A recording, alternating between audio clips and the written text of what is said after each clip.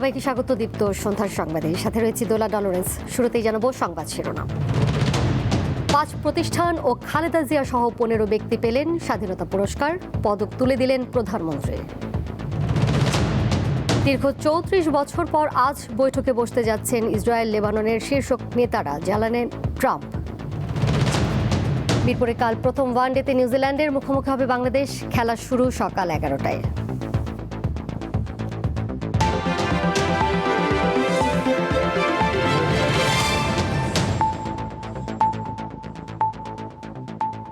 জাতীয় পর্যায়ে গৌরবোজ্জ্বল ও কৃতিত্বপূর্ণ অবদানের স্বীকৃতিস্বরূপ দেশের 15 ব্যক্তি ও 5 প্রতিষ্ঠান পেলেন স্বাধীনতা পুরস্কার 2026। প্রধানমন্ত্রী তারেক রহমান এই পদক তুলে দেন।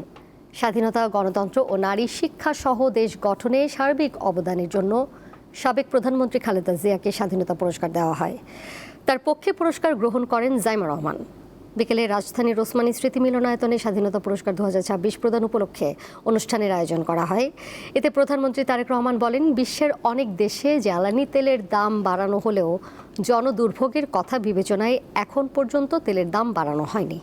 তিনি আরও বলেন, জনগণের সুবিধা নিশ্চিত করতে সরকার সম্ভাব্য সব ধরনের প্রচেষ্টা অব্যাহত রেখেছে, কারণ বর্তমান সরকার জনগণের নির্বাচিত সরকার।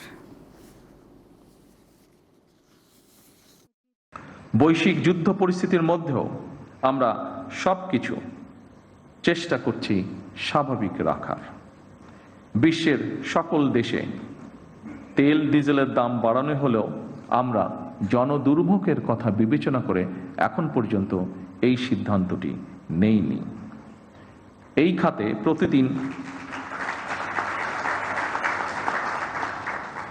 খাতে প্রতিদিন শত শত কোটি টাকা ভর্তুকি দিয়ে হলেও সরকার চেষ্টা করছে আন্তরিকভাবে পরিস্থিতি স্বাভাবিক রাখার। জনগণের সুবিধা নিশ্চিত রাখতে সরকার সম্ভাব্য সকল প্রকার প্রচেষ্টা অব্যাহত রেখেছে, কারণ বর্তমান সরকার জনগণের দ্বারা নির্বাচিত একটি সরকার। দেশে হাম ও হামের উপসর্গ নিয়ে গত 24 ঘন্টায় আরও 8 শিশুর মৃত্যু হয়েছে। এর মধ্যে 2টি শিশুর হামে মৃত্যুর বিষয়টি নিশ্চিত করেছে স্বাস্থ্য অধিদপ্তর। বাকি 6টি শিশু হামের উপসর্গ নিয়ে মারা গেছে বলে জানানো হয়েছে। একই সময় হামের উপসর্গ নিয়ে দেশের বিভিন্ন হাসপাতালে ভর্তি হয়েছে 811 শিশু। এছাড়া হাম শনাক্ত হয়েছে 92 শিশুর। আজ স্বাস্থ্য অধিদপ্তরের সর্বশেষ প্রতিবেদনে এই তথ্য জানানো হয়। এই হিসাব 15 এপ্রিল সকাল 8টা থেকে আজ সকাল 8টা পর্যন্ত সময়ের। গত 15 মার্চ থেকে পর্যন্ত নিশ্চিত হামে আক্রান্ত হয়েছে 3065 জন। একই সময় সন্দেহভাজন হামে আক্রান্তের সংখ্যা 20,352 জন। এ পর্যন্ত হাম সন্দেহে হাসপাতালে ভর্তি হয়েছেন 13,129 জন এবং হাসপাতাল থেকে ছাড়া পেয়েছেন 10,496 জন।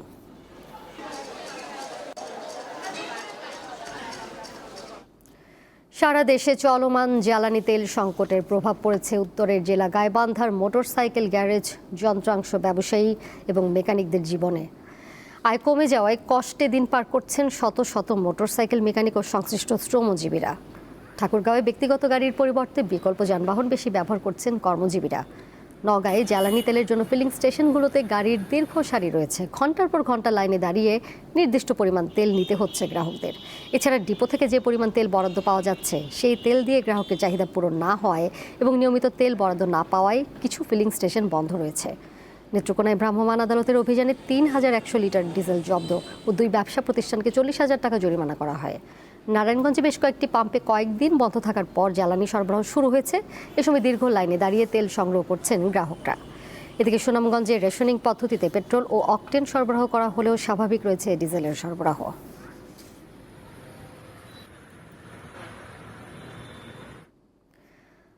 আগামী 19 মে হচ্ছে না বাংলাদেশ বার কাউন্সিলের নির্বাচন। এ নিয়ে আইনমন্ত্রী বৃহস্পতিবার সংসদে জানান, বিভিন্ন বার অ্যাসোসিয়েশনের অনুরোধ এবং আসন্ন ঢাকা বার নির্বাচনের কারণে বার কাউন্সিলের নির্বাচন পেছানো হয়েছে। তবে বিএনপি পন্থীরা পরিকল্পিতভাবে বারের নির্বাচন প্রক্রিয়া নষ্ট করার অপচেষ্টা করছেন বলে অভিযোগ আইনজীবীদের এক পক্ষের। সারা দেশের আইনজীবীদের নিয়ন্ত্রক সংস্থা বাংলাদেশ বার কাউন্সিলের 2026 সালের সদস্য নির্বাচন হওয়ার কথা ছিল আগামী 19 মে, কিন্তু বুধবার জানা যায় বার কাউন্সিলের জরুরি সভায় সেই ভোট গ্রহণ স্থগিতের সিদ্ধান্ত নেওয়া হয়েছে। এ বিষয়ে বিএনপিপন্থী আইনজীবীদের বিরুদ্ধে অভিযোগ তুলেছেন এনসিপির আইন বিষয়ক সম্পাদক। বৃহস্পতিবার হাইকোর্ট প্রাঙ্গণে সংবাদ সম্মেলনে তিনি বলেন, এর মাধ্যমে পরিকল্পিতভাবে বার কাউন্সিলের নিয়ন্ত্রণ অ্যাডহক কমিটির মাধ্যমে দখলের চেষ্টা হচ্ছে। আমরা আশঙ্কা করছি এই নির্বাচন নিয়ে যে ধোঁয়াশা তৈরি হয়েছে, যে অস্পষ্টতা তৈরি হয়েছে, এটির মাধ্যমে তারা আসলে আবারও এই বার কাউন্সিল কুক্ষিগত করে রাখার এবং জনগণের কাছে, আইনজীবীদের কাছে গণতান্ত্রিক প্রক্রিয়ায় ফেরত না দেওয়ার একটা পায়তারা হয়তো তারা করছেন। আমরা এটার প্রতিবাদ জানাচ্ছি। জাতীয় সংসদেও এ নিয়ে আলোচনা হয়। রংপুর ৪ আসনের সংসদ সদস্য আক্তার হোসেন পয়েন্ট অফ অর্ডারে রাখা বক্তব্যে নির্বাচন স্থগিতের পেছনে রাজনৈতিক উদ্দেশ্য আছে কিনা এমন প্রশ্ন তোলেন। সেই অ্যাডহক কমিটি থেকে একটা গণতান্ত্রিক যাত্রায় উত্তরণের জন্য একটা নির্বাচনের সময়সীমা ঘোষণা করা হয়েছিল যে 19শে মেতে নির্বাচনটা অনুষ্ঠিত হবে, কিন্তু গতকাল মধ্যরাতে হঠাৎ করেই সেই নির্বাচনটা একটা স্থগিত ঘোষণা করা হলো। সরকার দলের তরফ থেকে জ্বালানি সংকট নেই এই কথা বলা হয়, আবার সরকারি যে একটা প্রতিষ্ঠান তারা নির্বাচন স্থগিত করছে জ্বালানি সংকটের কথা বলে। এই জায়গাটাতে একটা সিদ্ধান্ত আসা প্রয়োজন। আসলে কি জ্বালানি সংকটের ইস্যু, নাকি একটা গণতান্ত্রিক প্রতিষ্ঠানকে দলীয়করণ ডাকা হবে, সেইটা মূল ইস্যু। উত্তরে আইনমন্ত্রী জানান, বাংলাদেশ বার কাউন্সিল একটি স্বায়ত্তশাসিত প্রতিষ্ঠান এবং এর অভ্যন্তরীণ সিদ্ধান্তে সরকারের কোনো হস্তক্ষেপ নেই। বার কাউন্সিল একটি স্বায়ত্তশাসিত প্রতিষ্ঠান, আপনি জানেন। তারা স্বকীয়ভাবে স্বাধীনভাবে সিদ্ধান্ত নেন মাননীয় স্পিকার। বার কাউন্সিলের উনি যে কথাটা বললেন জ্বালানি মন্ত্রণালয়কে টেনে এনে শুধুমাত্র একটা কারণে, সেই প্রেস রিলিজ আমিও পড়েছি, আমার নোটিশও এসেছে। উনি যে জিনিসটা বলেননি সেটা হলো ঢাকা বার সহ বেশ কয়েকটি বার অ্যাসোসিয়েশন থেকে বার কাউন্সিলের কাছে অনুরোধ এসেছে এবং বার কাউন্সিল একটি সংবিধিবদ্ধ সংস্থা হিসাবে বিভিন্ন বার অ্যাসোসিয়েশনের সেই অনুরোধটাও রক্ষা করেছেন। ফলে এই পার্টটা কিন্তু উনি বলেননি। আইনজীবীদের দাবি ছিল বিভিন্ন বার অ্যাসোসিয়েশন, ঢাকা বার হলো বলা হয় এশিয়ার মধ্যে সবচেয়ে বৃহত্তর বার, যেখানে 22,000-এর উপরে লয়া আছে, সেই কারণে সেখানে আমরা কোনো হস্তক্ষেপ করিনি। আমরা চাই ওনার মতোই যে বার কাউন্সিলের একটি স্বাভাবিক নির্বাচন প্রক্রিয়া এগিয়ে যাক। 2024 সালের 5 আগস্ট রাজনৈতিক পট পরিবর্তনের পর থেকে অ্যাডহক কমিটির মাধ্যমে বাংলাদেশ বার কাউন্সিলের যাবতীয় কার্যক্রম পরিচালিত হয়ে আসছে। মাহিদুর রহমান, দীপ্ত সংবাদ, ঢাকা। আওয়ামী লীগের সময় বিসিএস ক্যাডার নিয়োগে দুর্নীতি ও দলীয়করণের বিষয়ে দুদক সহ আইন প্রয়োগকারী সংস্থাগুলো অনুসন্ধান ও তদন্ত করছে বলে জানিয়েছেন জনপ্রশাসন প্রতিমন্ত্রী আব্দুল বারী। তদন্ত প্রতিবেদন ও সুপারিশ পাওয়ার পর এ বিষয়ে ব্যবস্থা নেওয়া হবে।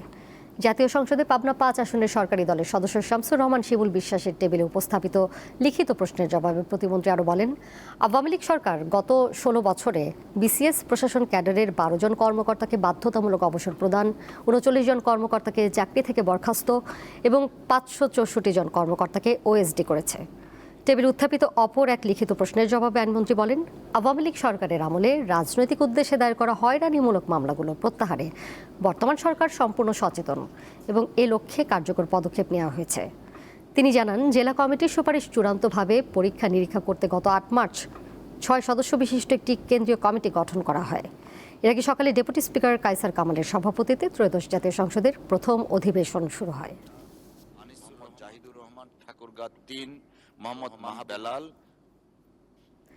বর্ণিল আয়োজনে নববর্ষকে বরণ করল সেন্ট্রাল উইমেন্স ইউনিভার্সিটি। দিনব্যাপী সাংস্কৃতিক অনুষ্ঠানে নাচ, গান ও কথামালায় ছিল নানান প্রাণবন্ত পরিবেশনা।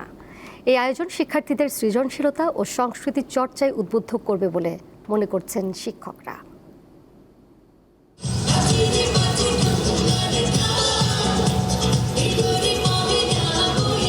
বাংলা নতুন বছরকে বরণ করে নিতে সেন্ট্রাল উইমেন্স ইউনিভার্সিটিতে এই আয়োজন। দেশাত্মবোধক গান, দলীয় সঙ্গীত, লোকগীতি সহ নানান পরিবেশনায় অংশ নেন বিশ্ববিদ্যালয়ের বিভিন্ন অনুষদের শিক্ষার্থীরা। দীর্ঘদিনের প্রস্তুতির ছাপ ফুটে ওঠে শিক্ষার্থীদের পরিবেশনায়।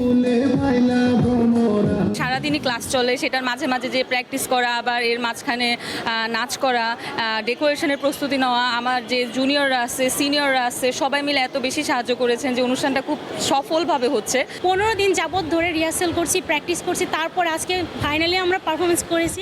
এর আগে বিশ্ববিদ্যালয়ের উপাচার্য ডক্টর পারভিন হাসান বর্ষবরণ অনুষ্ঠান উদ্বোধন করেন। বাঙালির চিরচেনা ঢাকের বাজনার তালে উচ্ছ্বসিত শিক্ষার্থীরা নেচে গেয়ে উৎসবের আমেজকে কয়েক গুণ বাড়িয়ে তোলে। রং, সুর আর তালে পুরো ক্যাম্পাস হয়ে উঠেছে উৎসবমুখর। শিক্ষার্থীরা বলছে এটি নিছক কোনো অনুষ্ঠান নয়, এটি তাদের আবেগের জায়গা। শিক্ষকরা জানান, তরুণ প্রজন্মকে নিজের সংস্কৃতি লালনে উদ্বুদ্ধ করতেই এই আয়োজন। আমরা চেয়েছিলাম বায়োস্কোপ বা এই ধরনের দেশীয় সাংস্কৃতিক উপাদানগুলো রাখতে আমাদের বৈশাখী মেলায়, এবং গত প্রায় 2-2.5 সপ্তাহ ধরে আমাদের কালচার ক্লাবের সব টিচার এবং স্টুডেন্টরা একদম নিরলস পরিশ্রম করেছেন, এবং আমাদের যে ডেকোরেশন আপনারা দেখতে পাচ্ছেন এগুলো কিন্তু মেয়েরা নিজেদের হাতে করেছে। আপনি ঢাক শুনতে পাচ্ছেন, তো ওইটা আমাদের একটা খুব বড় ফোকাস ছিল আমাদের, যে আমরা ঢাকের তালে নাচবো, যেটা আমাদের সংস্কৃতির অন্যতম একটা খুব সিগনিফিক্যান্ট একটা উপাদান।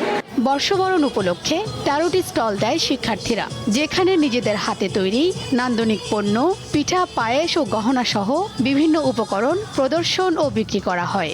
সবাই প্রোডাক্ট খুব পছন্দ করছে, স্পেশালি ক্যান্ডেলগুলো, নাড়ু, মোয়া, সব ধরনের পিঠা, তারপর হচ্ছে ভর্তা, এগুলো সব আমি এখানে এনেছি। পুরো আয়োজন বাস্তবায়নে সহায়তা করে বিশ্ববিদ্যালয়ের সমাজবিজ্ঞান অনুষদ। শিউলি শবনম, দীপ্ত সংবাদ, ঢাকা। আন্তর্জাতিক প্রসঙ্গ। দীর্ঘ 34 বছর পর প্রথমবারের মতো সরাসরি আলোচনায় বসতে যাচ্ছেন ইসরায়েল ও লেবাননের শীর্ষ নেতারা। স্থানীয় সময়ে বৃহস্পতিবার যুক্তরাষ্ট্রে তাদের এই আলোচনা হওয়ার কথা রয়েছে। সামাজিক যোগাযোগ মাধ্যম ট্রুথ সোশ্যালে দেওয়া পোস্টে এই ঘোষণা দিয়েছেন যুক্তরাষ্ট্রের প্রেসিডেন্ট ডোনাল্ড ট্রাম্প। ইসরায়েল ও লেবাননের মধ্যে স্বস্তিদায়ক পরিবেশ তৈরির চেষ্টা করছেন বলেও জানান তিনি। ইরানে চালানো ইসরায়েল ও যুক্তরাষ্ট্রের যৌথ হামলার পর থেকে লেবাননে শুরু হওয়া ইসরায়েলি আগ্রাসনে এ পর্যন্ত 2000-এরও বেশি মানুষ নিহত হয়েছেন। এছাড়া দেশটিতে বাস্তুচ্যুত হয়েছেন অন্তত 10 লাখ মানুষ। এছাড়া আজ বৃহস্পতিবার ইসরায়েলি প্রধানমন্ত্রী বেনিয়ামিন নেতানিয়াহু লেবাননের প্রেসিডেন্ট জোসেফ আউনের সঙ্গে টেলিফোনে কথা বলবেন বলে জানিয়েছে ইসরায়েলের নিরাপত্তা মন্ত্রিসভার সদস্য গালিয়া গামলিয়েল।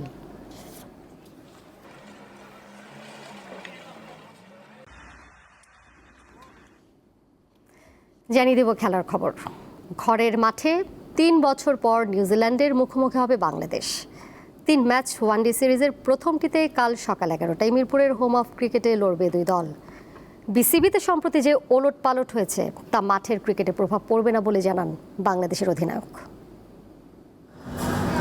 এক মাসের বিরতি শেষে আন্তর্জাতিক পর্যায়ে আবারও মাঠে ফিরছেন দেশীয় ক্রিকেটাররা। এর মাঝে বিসিবির নেতৃত্বে এসেছে বড় পরিবর্তন। 11 সদস্যের অ্যাডহক কমিটি দায়িত্বে এখন সাবেক অধিনায়ক তামিম ইকবাল, এক সময় যার সঙ্গে 30 গজে সঙ্গী ছিলেন বর্তমান অধিনায়ক মেহেদী মিরাজ। যেহেতু আমরা একসাথে ক্রিকেট খেলেছি এবং তিনি আমাদের সম্পর্কে আরো বেশি ভালো জানবেন, রিসেন্টলি কি আমাদের কি চাহিদা আছে এবং আমরা কিভাবে পছন্দ করি। সে যেহেতু রিসেন্টলি খেলা ছেড়েছেন, এটা প্লেয়ারদের জন্য একটা পজিটিভ দিক। গেল মার্চে ঘরের মাঠে পাকিস্তানের বিপক্ষে সিরিজে উইকেট ছিল আলোচনার অন্যতম বিষয়। এবারও ঠিক তাই, তবে অধিনায়কের মন্তব্য, পেশাদার খেলোয়াড়দের এসব নিয়ে অজুহাত দেওয়ার কোনো সুযোগ নেই। নড়বড় অবস্থায় যদি বিশ্বকাপে যাই তাহলে আমাদের পজিশনটা কিভাবে থাকবে। আমরা এই সিরিজগুলোতে যদি কনফিডেন্ট গেইন করতে পারি তাহলে আমাদের বিশ্বকাপে একটা ভালো প্রিপারেশন হবে। 3 বছর পর খেলতে মিরপুরের হোম অফ ক্রিকেটে নিউজিল্যান্ড দল। বাংলাদেশের বিপক্ষে খেলা শেষ 5 সিরিজের সবগুলোতেই জিতেছে তারা। এবারও সেই লক্ষ্য তাদের। আগের চেয়ে বাংলাদেশ দলে এখন ভালো মানের পেসার খেলছে। ওদের বোলিং নিয়ে পর্যালোচনা করছি। এদেশে তাপমাত্রা অনেক বেশি, যা ম্যাচের ফারাক গড়ে দিতে পারে। যদিও আমরা মানসিক প্রস্তুতি নিয়েই খেলবো। 2027 বিশ্বকাপে দীর্ঘমেয়াদী প্রস্তুতির অংশ হিসাবে এই সিরিজটি উভয় দলের জন্যই বেশ গুরুত্বপূর্ণ। বিশেষ করে আইসিসি ওয়ানডে র্যাঙ্কিংয়ে নিজেদের অবস্থান সুসংহত করা বড় সুযোগ রয়েছে বাংলাদেশের সামনে। মোহাম্মদ হাসিব, দীপ্ত স্পোর্টস, ঢাকা। সন্ধ্যার সংবাদ শেষ করার আগে শিরোনামগুলো জানিয়ে দেব আরও একবার। 5 প্রতিষ্ঠান ও খালেদা জিয়া সহ 15 ব্যক্তি পেলেন স্বাধীনতা পুরস্কার, পদক তুলে দিলেন প্রধানমন্ত্রী। দীর্ঘ 34 বছর পর আজ বৈঠকে বসতে যাচ্ছেন ইসরায়েল লেবাননের শীর্ষ নেতারা, জানালেন ট্রাম্প। মিরপুরে কাল প্রথম ওয়ানডেতে নিউজিল্যান্ডের মুখোমুখি হবে বাংলাদেশ, খেলা শুরু সকাল 11টায়।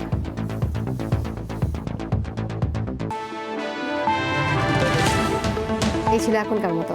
পরের সংবাদ দেখবেন রাত 11টায়। এছাড়াও আরও তথ্য এবং বিনোদনের নানা খবর জানতে যুক্ত থাকুন দীপ্ত ডিজিটাল প্ল্যাটফর্মে। ধন্যবাদ সবাইকে।